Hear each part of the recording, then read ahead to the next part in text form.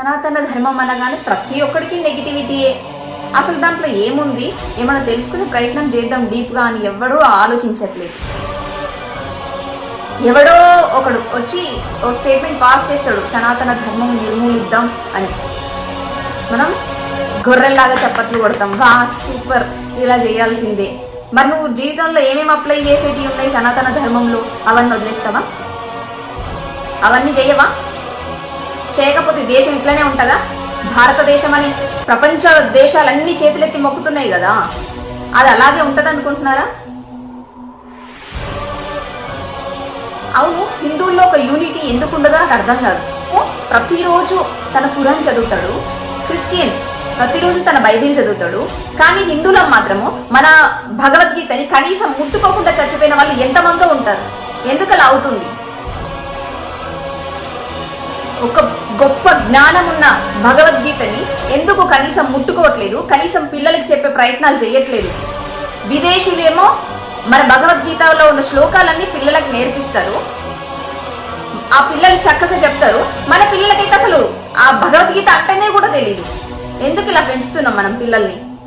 ఏది తెలియకుండా ఎందుకు ఇలా ఉన్నాం? ఇప్పుడు సనాతన ధర్మం గురించి మాట్లాడే వాళ్ళు చాలా మంది ఉన్నారు కదా, దాని గురించి అది కాదు ఇది ఇలా అని చెప్పడానికి మీకు నాలెడ్జ్ ఎక్కడుంది? భగవద్గీత గురించి, శ్రీకృష్ణ పరమాత్మ గురించి, రాముడు గురించి ఒక్కొక్కడు ఒక్కొక్క రకంగా కామెంట్స్ చేస్తూ ఉంటాడు. వాళ్ళకి సమాధానం ఇవ్వాలంటే నీ దగ్గర తెలివి ఉండాలి కదా, నువ్వు చదువుకోవాలి కదా. పిల్లలకు ఆ జ్ఞానం వద్దు, కేవలం టెక్స్ట్ బుక్ ఒకటి చదివితే చాలు, వాడు ఏదో ఒక వాడికి జాబ్ వస్తే చాలు, వాడికి ప్రైవేట్ జాబ్ వచ్చినా సరే, అంతే చాలు. మనకి ఇంకే తెలివిలు వద్దు, అసలు దేవుడు వద్దు, ఏమి వద్దు, ఇట్లనే ఉందాం, ఇంతే కదా. చచ్చిపోయేటప్పుడు భగవద్గీతని అక్కడ వేస్తారు. భవిష్యత్ తరాలు ఏమనుకుంటాయి? చచ్చిపోయినప్పుడు మాత్రమే వేసే పాట అనుకుంటాయి.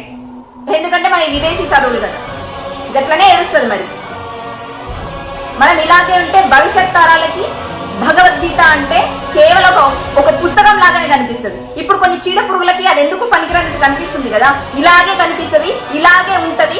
భవిష్యత్ తరాలకి భగవద్గీత అందదు.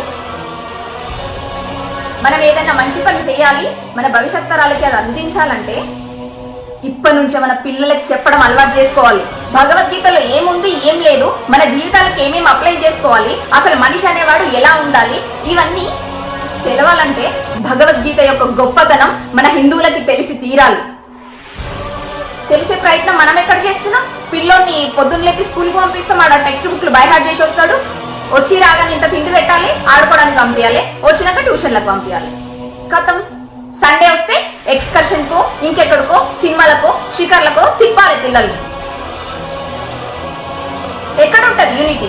ఎక్కడుంటది? మన పురాణాల గురించి మనం తెలుసుకొని నలుగురికి మంచి చెప్పే పద్ధతి ఎక్కడొస్తుంది? ఎక్కడ? ఏం చేస్తాం? ఇక నిన్ను అంటుండో, నీ దేవుళ్ళని తిడుతుండో అంటే తిడతారు, మరి పడాలి మనం. అలాగే ఉంది, పడాల్సిన పరిస్థితే ఉంది. మరి ఒక్కొక్క కమెంట్ చూస్తుంటే బ్లడ్ బాయిల్ అయిపోయింది తెలుసా. అయినా మనం ఏం చేయలేం, నోరు మూసుకొని కూర్చోవాలి అంతే. ఎందుకంటే మనకేం తెలియదు, మనం ఏం చదువుకోలేదు కదా భగవద్గీత గురించి. మాట్లాడితే ఒక్కొక్కడు సైన్స్ గురించి మాట్లాడతాడు. సైన్స్ ఎక్కడి నుంచి వచ్చింది? పురాణాల్లో లేదా సైన్స్? పిహెచ్డి చేయగానే గొప్ప అయిపోరు. ఇది తెలుసుకోండి, పిల్లలకి భగవద్గీత నేర్పించడం చాలా అవసరం. ఇప్పటి వరకు ఏ హిందువు భగవద్గీతను కనీసం ముట్టుకోలేదో ప్రతి ఒక్కరు భగవద్గీతను కొనుక్కొని చదువుకోవాలి. వాడెవడో భగవద్గీత పేజ్ ఏమో భగవద్గీత అని రాసుంది, శ్రీకృష్ణుడి బొమ్మ ఉంది, లోపల చూస్తేనేమో బైబిల్. What is this? ఏం జరుగుతుంది? మనం నోర్లు మూసుకొని ఉంటున్నాం కాబట్టి ఇలా అవుతుంది.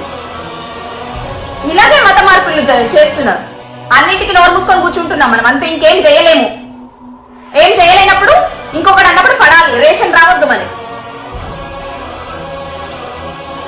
ఓ ఆడపిల్ల వచ్చి ముందుకొచ్చి మాట్లాడుతుంటే ఎంకరేజ్ చేసే వాళ్ళు కూడా తక్కువ ఉంటారు. అది మన సమాజం.